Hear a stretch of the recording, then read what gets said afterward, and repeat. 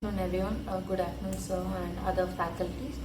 So this is Samyukta from section B of Masters in Clinical Psychology, and for this assignment I have chosen my topic to be the neurochemical factors and abnormalities of the hormonal regulatory and the immune system of mood disorders.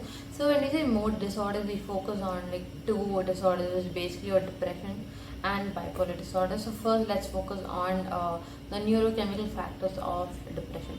So early 1960s they focused, it gained a lot of attention, this fact gained a lot of attention, that disruption in the balance of neurotransmitters which regulate and mediate the activities of neuronal cells in the brain could be a reason for depression, because நம்ம பண்ற like depression and mood disorders பண்ற the biological therapies like let's say electroconvulsive therapy and electroconvulsive therapy and antidepressants they have an effect on the concentration of these neurotransmitters. Then in early 1960s and 1970s, the two neurotransmitters of the monoamine class, norepinephrine and serotonin, gained a lot of attention, because all these antidepressants, it was observed that this antidepressants they have an effect on increasing the secretion or the concentration of these two neurotransmitters at your synapse. So அதனால all this results together gave rise to your monoamine theory of depression, which says either like a complete, absolute or a relative depletion of one or two or like both these neurotransmitters can result in depression. So as we know, norepinephrine and serotonin together, it is responsible for your behavioral activity, it's responsible for your emotional regulation, your sexual drives. Then it's mainly important for your vegetative functions such as sleep and your appetite. So according to the monoamine theory, as depletion in either one of these neurotransmitters or both of neurotransmitters, and that's why there is like a disruption in these basic functions, which is one of the common factor of depression, like vegetative functions problem or behavioral activity and the regulation, emotional regulation, or like one of the common factors. So this was seen, but there were also a lot of researches done which pointed out something opposite to what the monoamine theory said. So in the mother researchers body, depression is not due to the depletion of norepinephrine or serotonin. In fact, in some in most of the patients, norepinephrine is like in high levels, and serotonin is, so the patients with depression in whom the norepinephrine levels are seen high, this is observed in patients with depression with melancholic features. அதே மாதிரி serotonin levels only like a very few individuals, like there's only small population of patients with depression which whom show decreased secretion of serotonin, and this is mostly observed in like patients with depression with suicidal ideation. Then after some more researchers in 1980s, they came to a conclusion that there is no single straightforward mechanism that could cause depression. And like we know, neurochemical factors are neurophysiological factors, your brain changes, structures are like இந்த ஒரு factor மட்டும் உங்களுக்கு depression cause பண்ணாது. It's like a combination of lot of factors which cause depression. So this theory it wasn't proved wrong, but they said it's wrong to conclude that this monoamine theory or monoamine theory is like a single factor that could cause depression. And this which the so since they pointed this out, they also brought a lot of evidences, which again we focus on antidepressants. They showed immediate short-term effect on restoring this normal levels of norepinephrine and serotonin, but long-term effects 2 to 4 weeks வரைக்கும் பார்க்க முடியாதுதான் சொல்லியிருந்தாங்க. So basically monoamine theory, இந்த neurochemical factorsல பார்த்தோம்னா monoamine theory focus பண்ணுறோம், which says complete depletion or related depletion of one or both of these transmitters, norepinephrine and serotonin. அதனால depression வருதுன்னு. And மற்ற research வந்து இந்த இதை வந்து இந்த மோனோமின் தியோரிக்கு வந்து ஆப்போசிட்டான ரிசல்ட்ஸ் கொண்டு வந்திருக்காங்க. இந்த மாதிரி பேஷண்ட்ஸ் வித் டிப்ரெஷன் அவங்களுக்கு வந்து நான்எபினெஃப்ரின் ஆக்டிவிட்டி நிறையா இருக்கும் அண்ட் ஒன்லி ஸ்மால் பாப்புலேஷன் தான் வந்து செரோடோனின் ஆக்டிவிட்டி கம்மியாக இருக்கும்னு சொல்லியிருக்காங்க. So now keeping these two neurotransmitters aside, we'll focus on another neurotransmitter which is dopamine. So on patients with depression, it will also observe that a dopaminergic activity, the secretion of dopamine is actually reduced. So as we know, neurotransmitter dopamine plays a primary role in experience of pleasure and reward. Since there's a depletion or reduction in the functioning of dopamine or secretion or concentration of dopamine, people with depression, they have something called anhedonia, ANHENDONIA, anhedonia, which means it's like an inability to experience pleasure or any like reward symptoms, which is again a prominent factor in depression. So now with this we are done with the neurochemical factors. Now stepping on to the abnormalities in hormone regulatory and immune system when it comes to depression. So hormone regulatory, we look at two endocrine ways or two endocrine systems, which is your HV axis, your hypothalamus pituitary adrenal cortex axis, and your second one is the HPT axis, which is your hypothalamus pituitary thyroid axis. So in the HPA axis, this HPA axis is like it has more correlation.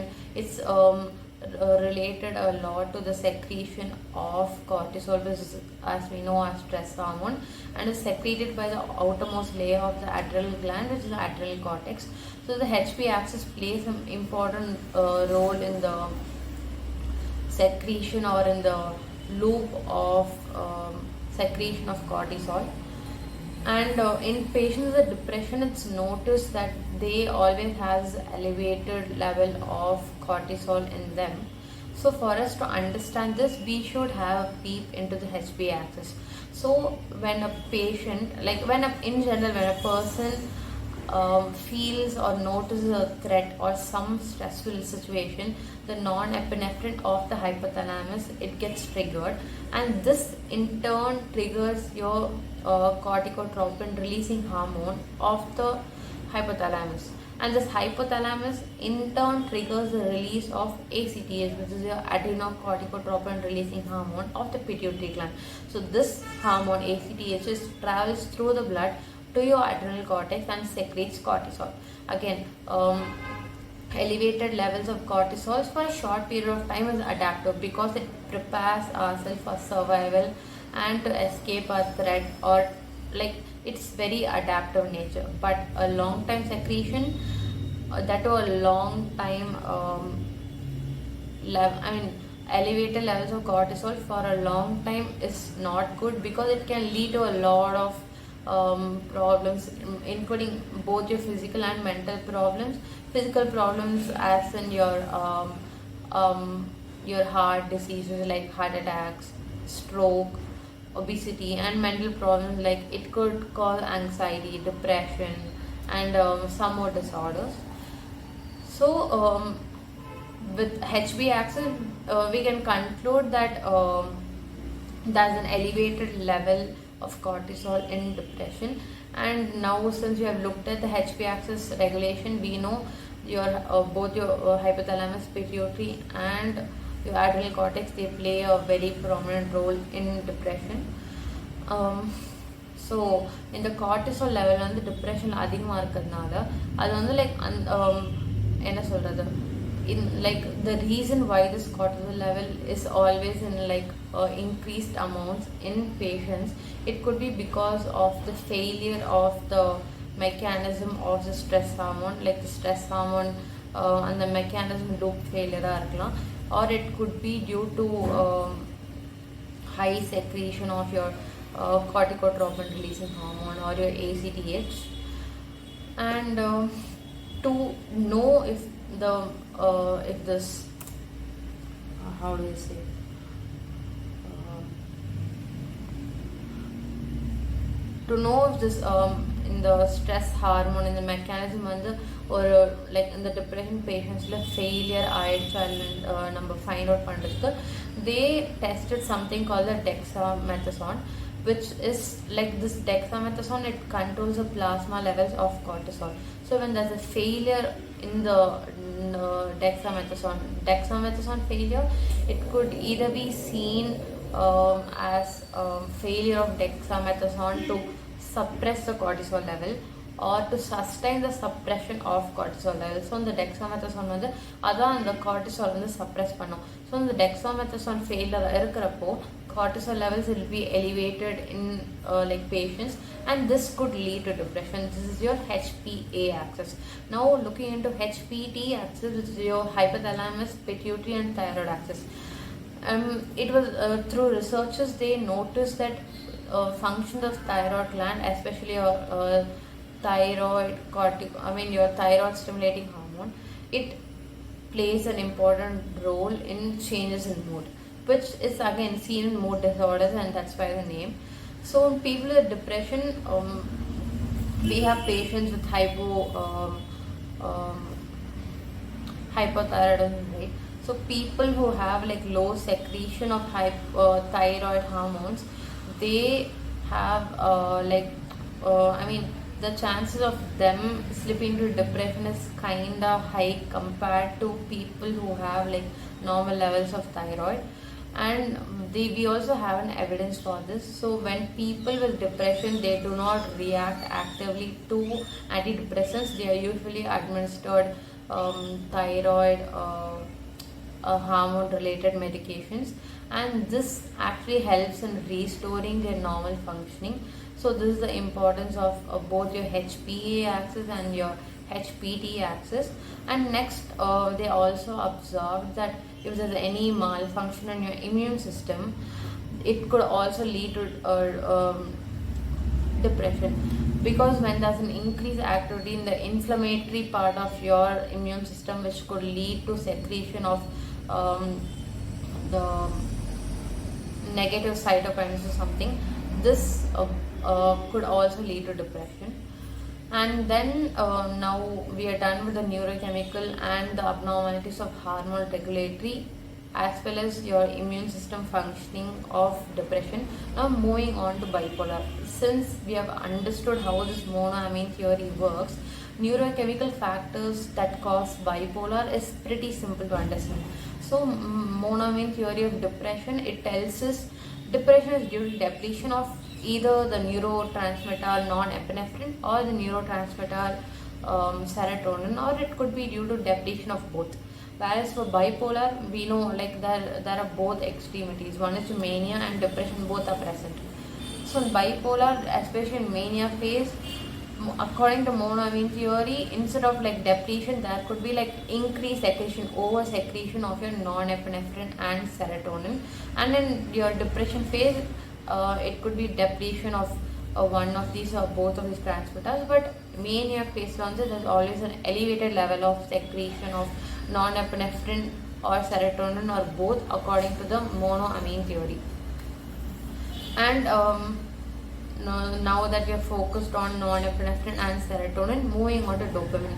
In depression, people with depression, the dopaminergic activity was very low. But when it comes to bipolar, especially the mania phase, the secretion of dopamine or the dopaminergic activity in brain areas, some of the brain areas are very low, which is evidence, which serves as evidence why people with bipolar show high levels of grandiosity, hyperactiveness, and like flight of ideas. That's because their dopamine level, which is very important for experience of pleasure and your reward, is like too much. If this is your normal level, for patients with depression, it's below this, and for people with bipolar and mania phase, above this. And that's why they experience like they feel too agitated, expansive, euphoric. That's because of this. then this is according to your moon. I mean, this is the role of depression in bipolar. And now moving on to the abnormalities in your hormone regulatory and your HPT axis. So in the hormone regulatory abnormalities in hormone regulatory, we are looking at, again we focus on HPA axis and HPT axis.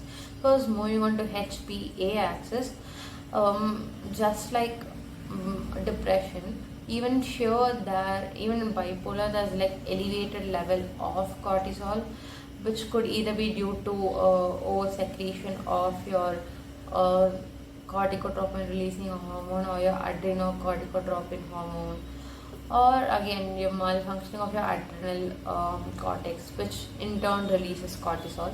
So even in like bipolar, there's elevated secretion of cortisol. And to know if there's a failure in the mechanism, the feedback mechanism of the stress hormone, they again used dexamethasone. And in the depressive phase of bipolar, the dexamethasone secretion, or like the role of dexamethasone, which is to suppress the level of the plasma levels of cortisol, is not that great. It fails to suppress it. So again, bipolar, their reactivity to stress is pretty high.